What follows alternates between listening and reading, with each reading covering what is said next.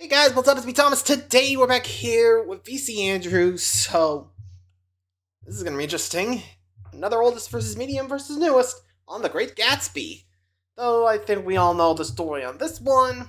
Guy moves into New York City to make it big, meet some crazy characters, things go to heck, and well, realizes he's fine with life. But as for which ones we're seeing, well, I think I could definitely infer the newest has, well, Leonardo DiCaprio, so I'm really curious to see how this whole thing goes. So let's hop in and see. Be sure to like, subscribe for more. Hope you enjoy. Let's go. Hey guys, it's VC Critique. Hey man.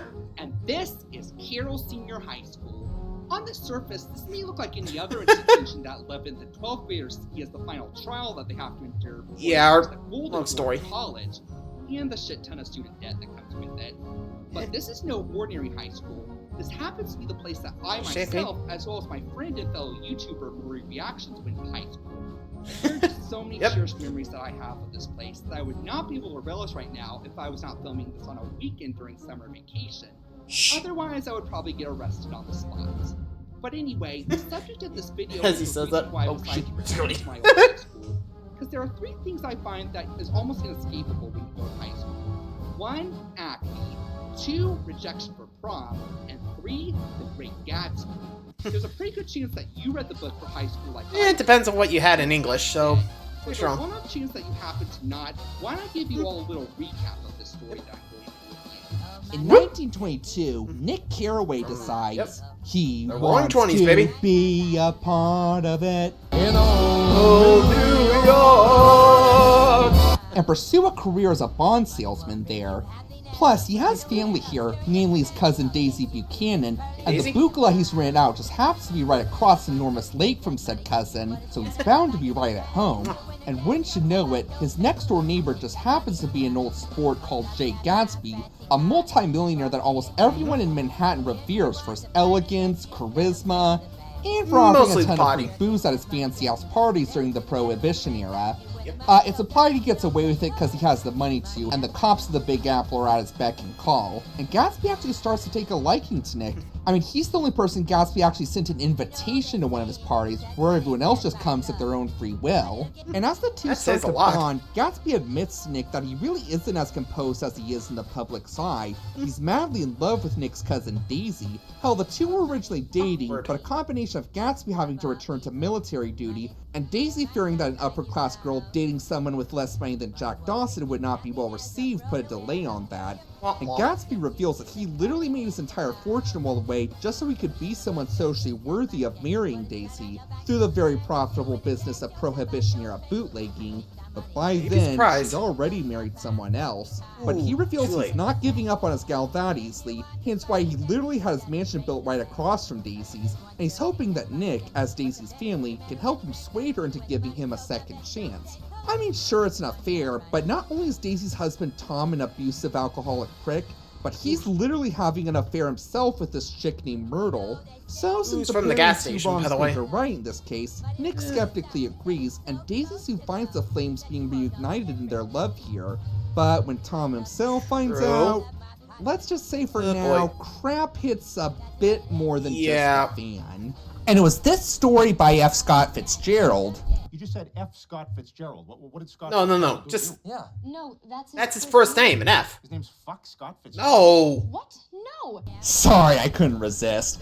That went from Had a to be there. forgotten flop upon its initial release to possibly the most commonly read book in all of high school literature. And I myself I mean, read who the book hasn't in read it? 2013 for my 11th grade American literature class, coincidentally at the exact same time the DiCaprio film was released in theaters, which yes, I did see in cinemas with my family because of this. And my reaction to the book was pretty much how it was a century ago. Okay, let me clarify. Yeah. There are a lot of books I had to read for school that I did enjoy a lot, but Gatsby just never left much of an impression on me. I mean, it didn't bore me to sleep like Wuthering Heights or The Scarlet Letter, but I always True. just saw the book as nothing more than homework, and when I finished it, I've thought little to nothing more of it since then. So you may be wondering, if the book never left much of an impact on me, then why am I even bothering doing this comparison? Well, I've been thinking lately and wondering, there must be some reason why this is a required reading in most high schools. maybe there's just something that I never quite noticed that the American public did in the 1940s, which led to the acclaim it has today. So in honor of the original book's 100th anniversary, I decided to revisit this blast from my past by comparing the 3 theatrical film adaptations to decide not only which one is best, but to also try to figure out what it is exactly about the story that led to it being the top tier of high school English as opposed to something like Lord of the Flies or Hamlet. Plus, now that I'm 30, I'm wondering if maybe my more sophisticated adult brain will appreciate this story a bit more. So just in time for its 100th anniversary, how about we take a look, this is oldest versus median versus newest, The Great Gatsby. When the money showed up, Here we go. Take the money and run, oh yeah. Take the money and run, go there. Take the money and run. I actually remember the third one. So it's only fitting that we start this comparison to second Great one, Gatsby sorry. by looking at the The 1974 one. Jay Gatsby. Yes, Leonardo DiCaprio may have been a very fitting casting choice for this character, given his most famous roles of dirt poor guy in love with a eggs are girl, and he has to compete with some rich girl for her affection. But does that automatically give him the win? Or maybe it wasn't a flawless casting given this character was already rich by the time he started competing with this rich jerk. Let's take a look at Best, or should I say, Greatest Gatsby. When the money shows up, baby, don't take hold. Take the money and run, oh yeah. Take the money and run, go there. Is that Cartman? In the role of our Here we go. titular Jay Gatsby, we got Alan Ladd, Robert Redford, and Leonardo DiCaprio. Out of all the characters in this story, I personally would say Gatsby is the most developed and interesting. Hell, Jay Gatsby isn't even his real name. It was actually Jack Dawson. No, I'm just kidding. Yeah. That's not even Nice try. close to the last Titanic joke I'm gonna make in this review. I mean, But considering it's anyway, DiCaprio, despite being freaking loaded, this guy's just had crappier luck than someone trying to work with ChatGPT 5.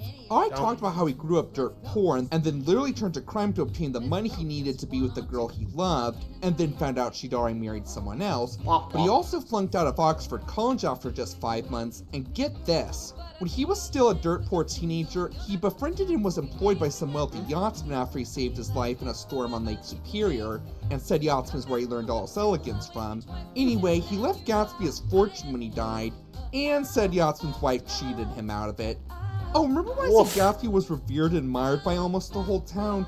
I actually meant to say that his money and free booze were. Yeah, even when he's loaded, very few people actually cared about Gatsby for who he is as a person, to the point where when he dies, oops, kind of a spoiler, almost nobody except Nick and Jordan go to his funeral.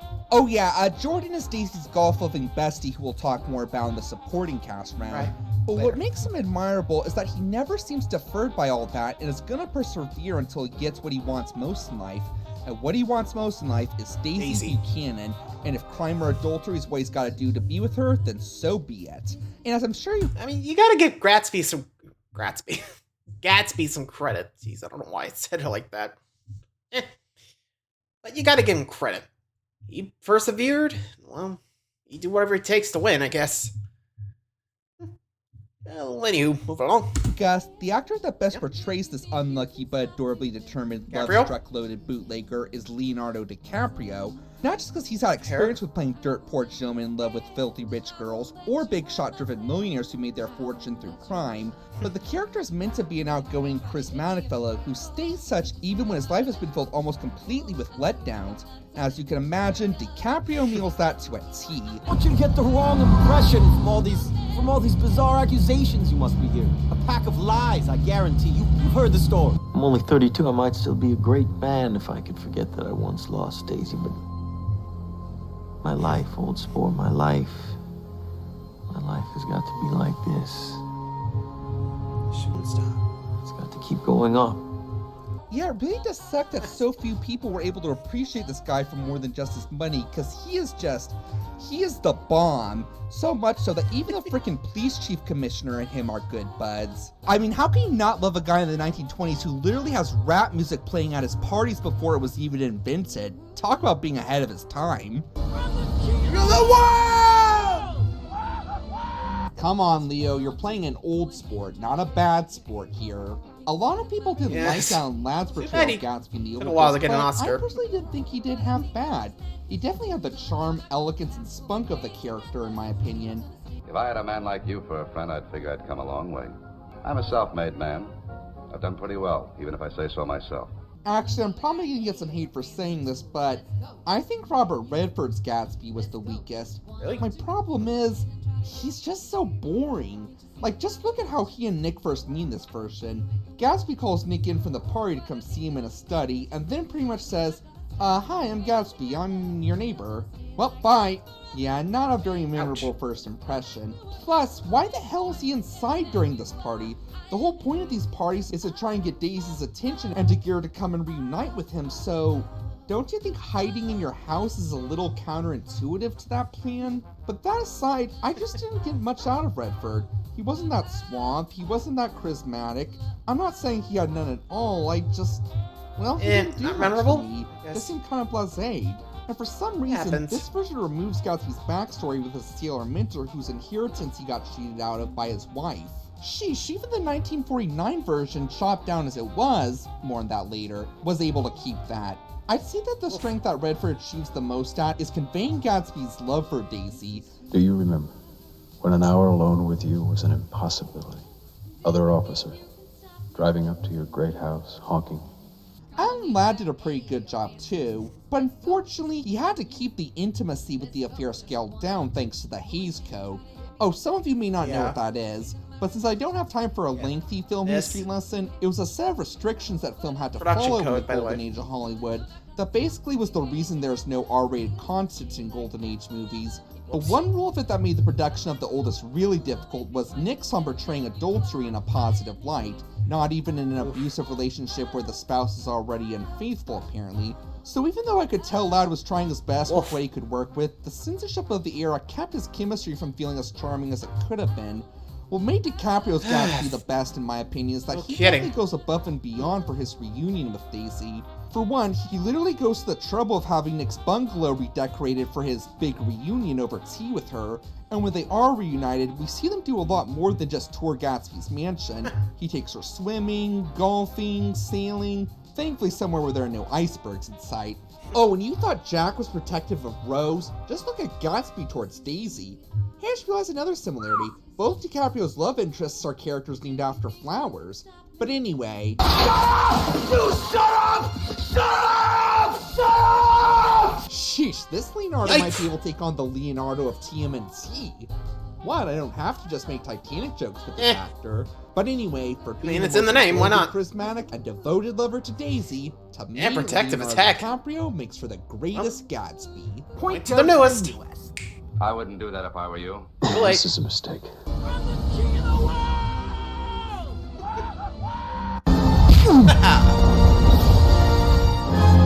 Welcome aboard, Leo. Right.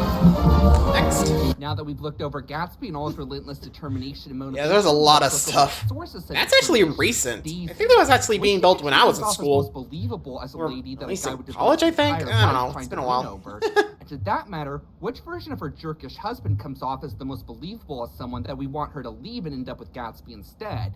This is Best Daisy and Tom. When the money shows up, baby, don't take hold. Comes. Take the money and Tom, run. Oh, yeah. see what you got. Take our money and run. Go down. Take our money and run.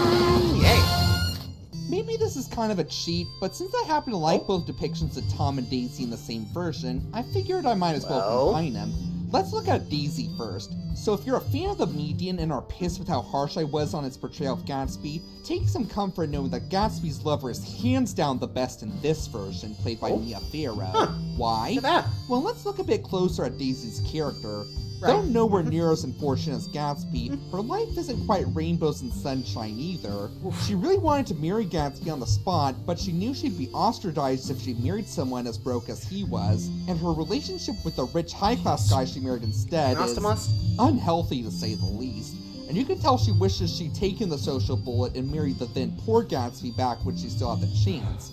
You know, back before finding out he'd become the Bill Gates of the 1920s. And I personally felt that languish was best conveyed by Mia Farrow. The oldest and newest depictions, played by Betty Field and Carey Mulligan, weren't bad, but they just didn't feel as miserable. I didn't really see two women trapped in an abusive relationship. I just saw, well, two women only having marginal marriage problems at worst. I get the idea that Daisy doesn't completely hate Tom, hence why she had leaped into Gatsby's arms much sooner, but I mean, you still gotta give more of a legit reason for why Daisy wants out of her current marriage. With Fiyero, you can definitely see the strain of her abusive relationship and how it's taken a toll on her emotional well-being. Like comparing all three versions, where she basically confirms to Nick that she's lost all her self-esteem when telling him about the night her daughter was born. Please make her grow up to be a beautiful little fool. That's the best thing a girl can be in this world. A beautiful little fool. And I hope she'll be a fool. That's the best thing a girl in this world can be. A beautiful little fool. And I hope she'll be a little fool. That's the best thing a girl can be in this world. A beautiful little fool. You see what I mean? Dang. While all three actresses are clearly trying, it's easily Fiyero You can who see the seems more like tears. she's been stripped of her faith in humanity. Even the scenes where she's supposed to be happy with Tom, Fiyero made it clear to the audience that it's just an act for appearances. And the scenes where she's reunited with Gatsby, much as Redford redeems his otherwise subpar performance with these scenes, it is definitely Fiyero who steals the spotlight here. She makes me feel every second of the joy and passion she has not felt in so many years returning in the montage of her and Gatsby being reunited, but especially when she's at his mansion. I've never seen such beautiful shirts before. I wish you had your uniform still. I would wear the same gown I wore when you were my favorite beau, Jay. I can tell the other two actresses are trying, and they do respectably, but they just can't match Mia Fiyero. I guess Betty Fielder, the oldest, had the excuse, though, that she had to keep her feelings to her non-husband to a limit to use get censorship 2 code. days off as Joseph Green censors blessing. And like Ellen Ladd, I can tell she's trying, she just... well, she couldn't leave much of an impact, unfortunately. Terry Mulligan, on the other hand, had no such excuse. So what about her D-bag husband, Tom Buchanan, who's the main antagonist of the story? Well, he's honestly not a great character in any of the 3 versions. Forgettable until the very end, I He has guess. no complexity or noticeable redeeming qualities. He's just a one-dimensional abusive asshole. I see the most standout thing about him is how he hypocritically bashes Daisy for going behind his back with Gatsby when he was doing the same with Myrtle long before then. But then again, you just gotta make the best of what you got. So like with Daisy, I'd say the best portrayal of this one-dimensional jerk was played by Bruce Dern in The Median. He just gave off this young Marlon Brando Paul Lynde vibe that definitely made him feel very naturally slimy and Stanley Kowalski-esque. If we don't watch out, the white race will be utterly submerged. No, that's so. It's up to us who are the dominant race to watch out, and these other races will have control of things. And those big teeth and natty mustache he had definitely contributed towards that. Joel Edgerton's portrayal of the newest was good too, but it was executed somewhat differently. While Bruce Dern felt more like a slimy alcoholic, Edgerton felt to me more like a cocky, rich corporate asshole. But I'll be damned if I see how you got within a mile of her, unless you brought the groceries to the back door. It's a solid performance, sure, but I personally found the slimy alcoholic portrayal in The Median a bit more despicable than the corporate tight-ass one in the newest. Yeah, true. Like, compare when both versions slap Myrtle. This Tom definitely seemed to leave more of a punch, if you get what I mean. Ooh, and the bloody nose. Even more so than another Tom we know. That, and I felt Edgerton at times was trying a bit too hard to beat Cal Hockley from Titanic. Oh yeah, and as for the oldest, played by Barry Sullivan, I got mixed feelings about him. On the one hand, the film does downplay his cruelty a bit more than I would have liked. We never see him abuse Myrtle or Daisy on screen. He never makes any racist comments. I'd say the worst thing about him is maybe he's just a little snooty, though nowhere near as much as Edgerton in the newest. Hell, even his adultery is scaled back in this version. If I'm not mistaken, it's just one scene of him sneaking into a car with Myrtle. But to that end, they do seem to use this as an opportunity to give the character at least some redeeming qualities. So I think now is as good a time as any to mention that after he and Gatsby get into a fight about which one Daisy loves more, when Daisy is driving home, feeling the pressure from both of them, she ends up committing a hit and run with Myrtle herself. Whereas Tom seemed more concerned about the loss of his adulterous lover in the other 2 films, and pointing fingers at a certain someone to her husband Wilson, this one actually bothers to be emotionally supportive to his wife and tries to consider their options for helping her avoid prison for what she did.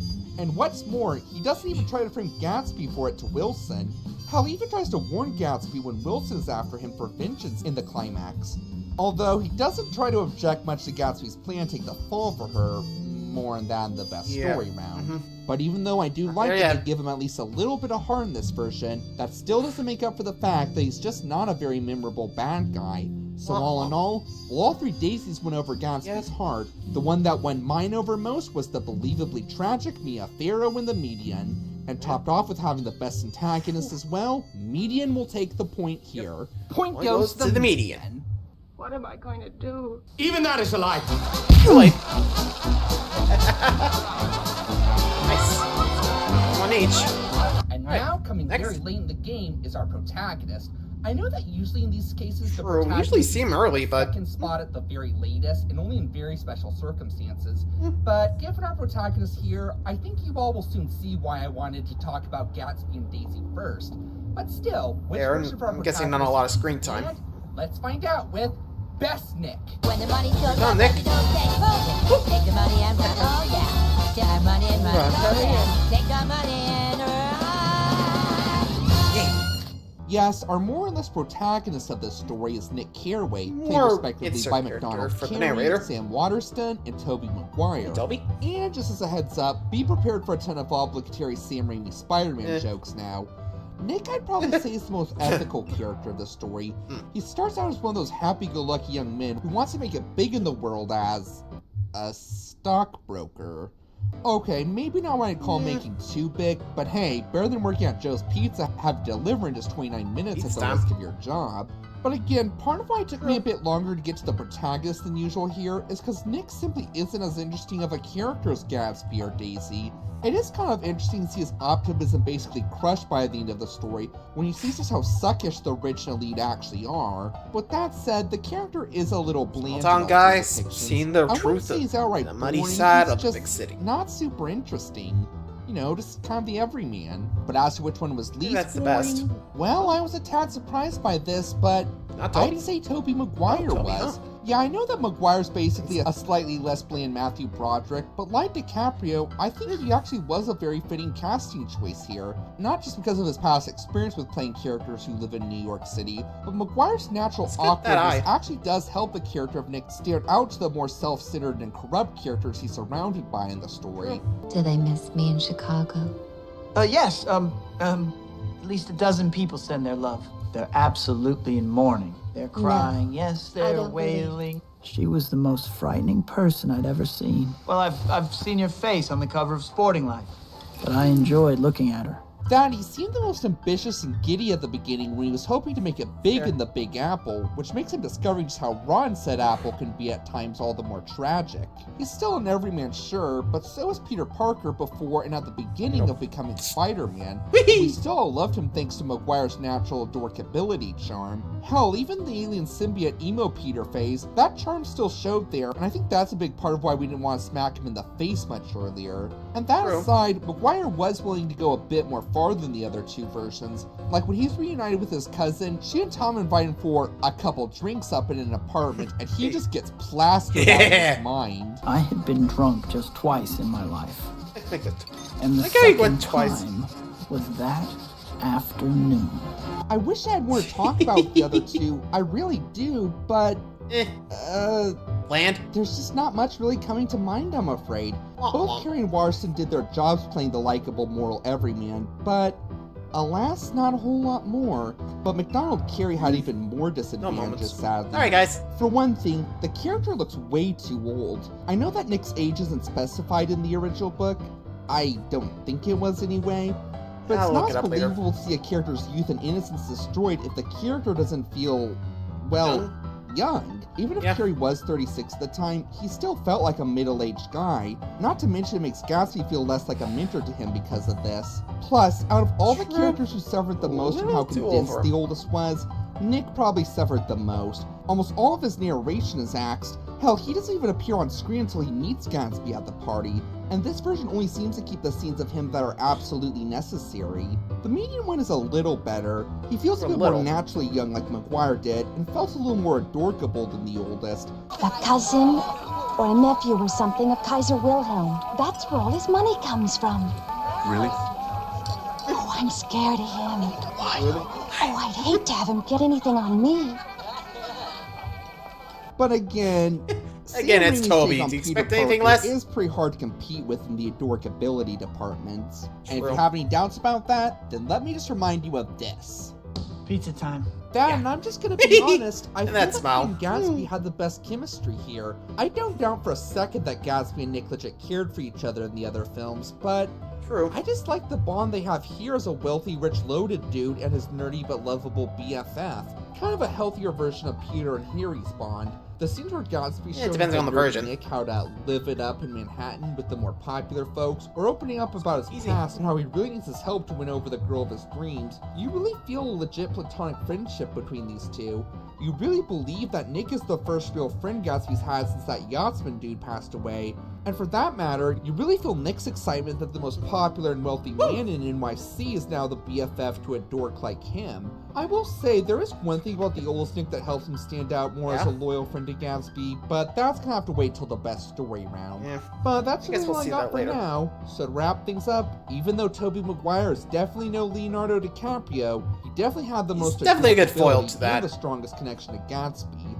And topped off with being slightly more over the edge than the other two depictions, Tobey Maguire definitely makes for the Definitely least had a feeling Nick of, care you know, away. getting Point corrupted goes the by New York. This is insane. Just remember that all the people in this world haven't had the advantages that you've had. Of course. Da-da-da-da. Public frosting. That's two for newest. Next. But even though Gatsby had a very crappy life, and very few people actually cared about him as a person other than Nick, that doesn't necessarily mean that no one else was supportive to him. This is Best Supporting Cast. When the money shows up, baby, don't stay focused. Take the money and run, oh yeah. Take my money and run, go there. Take the money and run. First of all, if you're wondering why the soundtrack for each round has just been jazzy ragtime versions of Steven Universe songs, one, because I'm a newcomer to Steven Universe, and I'm only relatively recently experiencing just how magnificent it really is, especially the songs.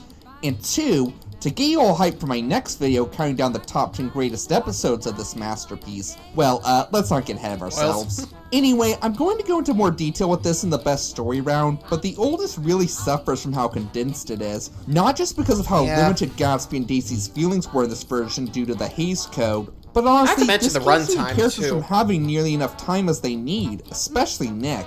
But believe it or not, that actually doesn't seem to be the case with the side characters here. It's not like in the original Disney Cinderella, where the side characters hijack the movie and take time away from the lead characters, but they actually do get a lot more to do here than in the original book or most other film versions. Like, this is the only version where Gatsby's fellow World War I soldiers actually have a single line of dialogue. Actually, even better, the movie establishes that Gatsby's piano player used to be one of his fellow soldiers, and was the one who actually delivered the bad news to him that Daisy had already gotten married. Oh, but on the bright side, him suing the yachtsman's wife for screwing him actually did win him at least $5,000 of the inheritance he was supposed to get. Speaking of said yachtsman's bitchy wife who screwed over Gatsby, this is the only version where we actually see her on screen, and trust me, her performance definitely makes you want to bitch slap her. And don't forget, sailor, I'm at the wheel now. He left you $25,000, but I can fight that so you'd never get a penny. Speaking of said yachtsman, we also get a much more in-depth look at his relationship with Gatsby, whereas he's cut all together from the median and only has a few lines the newest, most of his screen time being paraphrased through Gatsby's voiceover narration. But okay, let's get into the bigger side characters, starting with Daisy's golf-loving bestie who I had mentioned earlier, Jordan Baker. She doesn't have much of a purpose to the story except to be a love interest to Nick, and to provide a bit of exposition regarding how Gatsby and Daisy were first acquainted. At least in the oldest and newest, this doesn't happen in the median. Come to think of it, I don't think the median version has even one single flashback scene. But once again, the best version of the character in my opinion is the 1949 oldest, played by Ruth Hussey, simply because I like her chemistry with Nick the best of the three. And the median and newest, the two barely interact, and even when they do, I'm gonna be honest, I don't feel a legit connection with these two like I did with Gatsby and Daisy. Yes, they were better than Tom and Daisy, but again, that's not saying much. They just felt like decent friends who at best had some occasional lustful feelings for each other. Probably because she talks and acts like a frickin' prostitute when she first meets Nick. I've been lying on that sofa for as long as I can remember. Now don't get me wrong, there's no shame in feeling things in your lower area for the one you truly love, but I'm sorry, I just didn't feel a legit connection with these two. At least Family Guy's adaptation had the excuse that she was played by Mae Griffin. Need I say more? In the book, I actually go on a few dates with Jordan. We're gonna skip all that. Much appreciated, Stewie. In the oldest one, you really felt a legit romantic connection, and to be perfectly honest, their interactions are honestly as adorable as Gatsby and Daisy's. Oh, I'm lost, Nick. We all are. You do care for me a little. I don't know why. I don't like myself for it, but I do. Cute. Oh, I like your scowl. If you were only half as rich as Tom, I think I could fall in love with you. I could fall in love with you just as I am. Why, Mr. Calloway? Even if they do clearly have the hots for each other like in the other two films, their relationship here feels a lot more like legit romance. Like here they have actual meaningful conversations with each other, such as a scene where Nick is expressing his hesitancy to help Gatsby with his plot to win over Daisy given she's already married, and Jordan points out that it's anything but a happy or healthy marriage, and given that Tom's already been cheating in their relationship, is it really such a bad thing she wants to leave him? I think we can all agree that when you're having conversations deep as moral debates when you first meet, then you two have a connection. That's probably why she's the only depiction who ends up with Nick in the end. What about Tom's adulterous lover, Myrtle? Yeah, Myrtle. I actually did not like her best in the oldest. Despite having the only big-name actress as said character, Shelley Winters in the 49 film was barely in the movie, and even the time she had, she didn't feel quite enough like the trash bag the character is supposed to be. I think I like the median Myrtle best, because she honestly felt just as slimy and dirty as Tom did, and thus was the perfect match for a scumbag like him. Pretty much. And yeah, the 2013 one did too, just for the record. I just felt the median was a bit more so like a scumbag. As for her husband Wilson though, I definitely like him best in the oldest. In the other two versions, the character felt like an unstable drunk, so it's not as jarring to see him snap and go homicidal with vengeance towards Gatsby when he thinks he ran over his wife. The oldest one, played by Howard DeSalva, felt like a timid Hal Wilkerson-like man. Baby, I get the money tomorrow. We go away, just the two of us. Take your hands away! So this made his descent to a crazed and vengeful homicidal maniac as jarring as what happened to Spinell in Steven Universe. Hence why Drifting Away is playing in the background right now. So yeah, despite how much the oldest suffered from how streamlined it was, with the exception of Myrtle, it does manage to make time for the other side characters to shine and have more to do in the film. And that's at least worth something. Congrats. Point goes to the oldest. First You're one. so dumb, you don't know you're alive. Don't you lie to me! Congrats, Olds. You got yourself a point. At this rate. Now in this triple comparison of the three film versions, the story that practically yeah, that fence was up there because everyone kept using it. Story itself. Long story. This is best story. When the money shows up, there we go. Final shot. Take the money and run. Oh yeah. Oh, it's the glasses. Take the money and run. So I'm just gonna be perfectly honest, after revisiting the story I've barely thought about since high school, I still don't think The Great Gatsby is really all that great. I do enjoy it a lot more as a 30-year-old man than I did as a 17-year-old, but as I'm sure you've picked up by the summary, there's a lot of plot holes and things that just make no frickin' sense. Family Guy's adaptation / spoof of said book does a really great job pointing out all of said plot holes in a cinema sins-like fashion. This is my personal favorite one. I'm saying I invited you over and sat you next to my wife to say, stay away from my wife. You know what we should do? Let's all drunk drive into Manhattan and get a hotel room and have the same conversation we're having here. I'm starting to think this isn't a very good book. But I can't go as far as to say it's outright bad. I mean, the inconsistencies are pretty fun to point fingers at, and the romance plot is still relatively engaging. But I digress. Which film version is the best overall? Well, when it comes to which one is most faithful to the book, that would probably be the median, which apart from dropping all the flashback scenes, pretty much follows the novel to a T. But we're not judging which one is most faithful, we're looking at the best overall. And in my opinion, that is the 2013 newest. For one, it's the most effective visually. I mean, just look at this movie. It is simply gorgeous looking. The other two versions didn't look cheap by any means, but this movie's depiction of 1920s New York City could very well rival the visuals in James Cameron's Avatar. And for the record, the sets were almost completely done in CGI, and it's almost impossible to tell. And on the subject of NYC, this version actually does seem to give us the most in-depth look at Manhattan. Like when the characters go to the Plaza Hotel. Exciting hotel experience. Thank you, Kevin. But when they go there to, again, really just repeat the exact same conversation about who Daisy loves more that they had prior, the only one that actually bothers to show us the outside of the plaza is the newest. and the way it does so, I think we can all agree is good publicity for the business. But awesome visual tour of the Big Apple aside, the visuals in this version really do work in the newest version's favor. Like, there's this old billboard for this forgotten Oculus called Dr. Eckelberg that I think is supposed to represent the eyes of God watching this town of sinners, as well as the creator of the universe being all but forgotten. But the billboard in the newest definitely looks the most rusted and old, thus best executing said allegory. And of course, there's the introduction of Gatsby. Like the original Willy Wonka, the film never fully shows Gatsby until he's properly introduced to Nick. Yes, Nick catches him brooding for Daisy on his balcony like in the median, but we never actually see his face. Later, when Nick's at Gatsby's party and things haven't been going too well for him, he finally encounters someone who doesn't look down on him for not being as rich as the rest of the group, and they start a nice conversation with Nick taking some cracks at Gatsby, and... I'm afraid I haven't been a very good host, old sport. You see... I am Gatsby. I'm Gatsby. I'm just gonna be honest, this is probably the best introduction to a built-up, formerly unseen character in a movie after the King scene from Willy Wonka. Even as a culturally ignorant 17-year-old, I still loved the introduction to Gatsby in this film. Like I said before, the median's intro to Gatsby isn't anything but impressive, and while the oldest does have a similar first meaning for him and Nick, there's a tiny problem. Nick's flashback narration doesn't start with himself in this version, it just starts with Gatsby doing some of his bootlegging business before learning Daisy's cousin's moving in and light bulbs start clicking.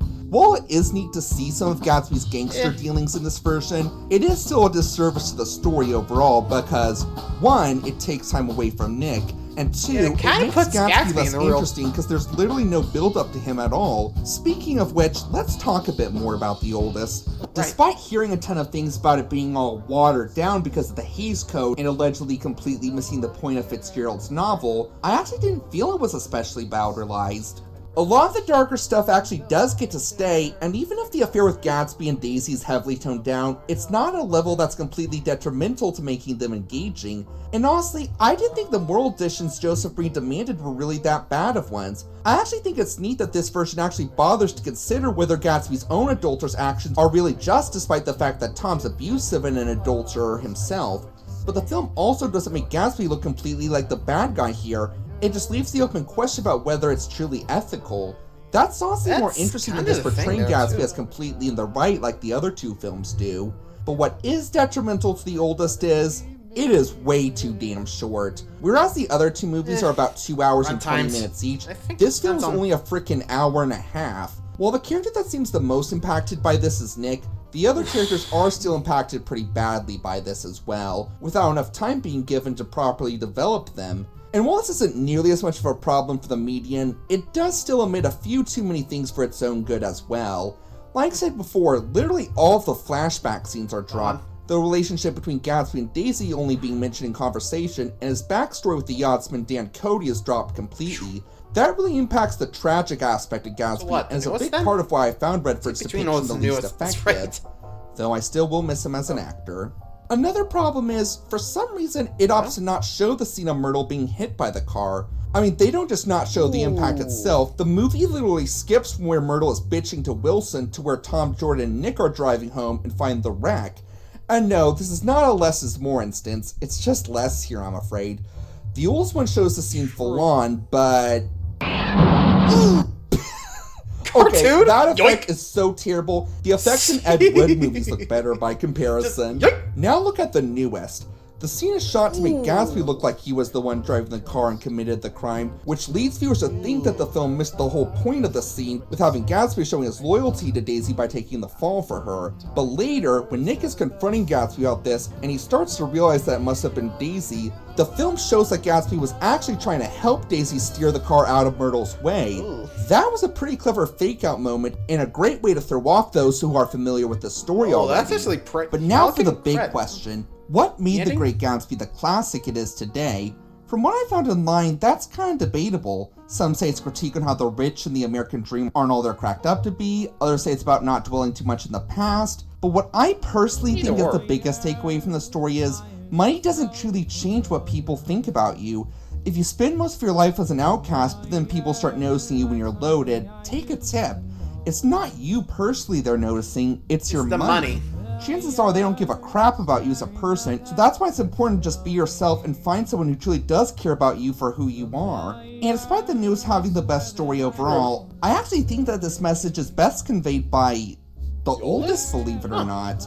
So let me tell you all about the ending. Right. In the other two versions, after the hit and run with Myrtle, Gatsby pretty much just goes to his house anxiously waiting for Daisy to give him the call to let him know she's ready to dump Tom's ass and go out on the lam with him as an outlaw. Though, unbeknownst to him, Daisy's starting out of nowhere to warm up to Tom again. So not only does Gatsby not receive her phone call, but all he ends up receiving is Wilson's bullet after Tom pointed fingers at him. Then Gatsby's name is Mud, Tom and Daisy move from New York City, and Nick pretty much going on with his life, but with his faith and optimism pretty much being destroyed by the experience. But he does at least write an interesting book from the experience in the newest. In the oldest, we actually see Gatsby agreeing to be the fall guy for Daisy on screen, and comforting her when she's in shock from the situation. But later, when Daisy's just confessed to the others what she did, and Tom's like, "Where's my lawyer? Gotta call my lawyer right now!" Daisy tells him that Gatsby's actually agreed to be the fall guy, but does it in a way that's less than appreciative.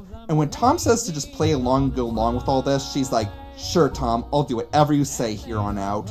But wouldn't you know it, Gatsby happened to be listening, and Daisy's lack of appreciation or care for him breaks his heart more than Pearl's when Garnet cut her off for lying to her about the satellite tower. The only one not cool with this is Nick, who's like, are you jerks just gonna sit here and let an innocent man take the fall for something he didn't do? And when they all pretty much just say, "Yep," yeah. Nick goes to find Gatsby, and despite Daisy's betrayal, he tells Nick that he's still going to take the fall for her, and has learned his lesson about trying to be something he's not that he'll take to heart when he gets out of prison. What's going to happen to kids like Jimmy Gatz if guys like me don't tell them we're wrong? Maybe after I do my time and start over. Oh! I feel it better showcases the message by having Gatsby actually experience Daisy essentially abandoning him, and this motivating him to want to change, but he never got the chance to. But despite doing the message best, the oldest is still way too short to redeem itself with this for the best story. And that honor, I feel, goes to the newest, largely for best telling the story visually, which in a film makes all the difference in the long run. Point goes to the newest, the definitive version of the supposedly definitive high school book. It's socially out of the question.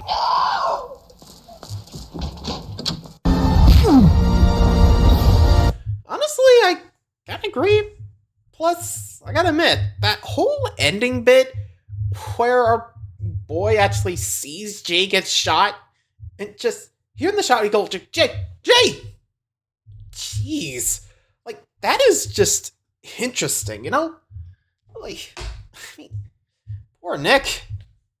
I don't know. I mean, give him credit for that, but I guess I actually would have been interesting if they actually did keep that, but I don't know. What do you guys think? Or at least the ending bit. Do you agree with the oldest or the newest? Or medium, though. Anyway, thanks for watching, guys. I hope you enjoyed. Let me know what you guys think of The Great Gatsby. To read it yourself, let me know. Adios.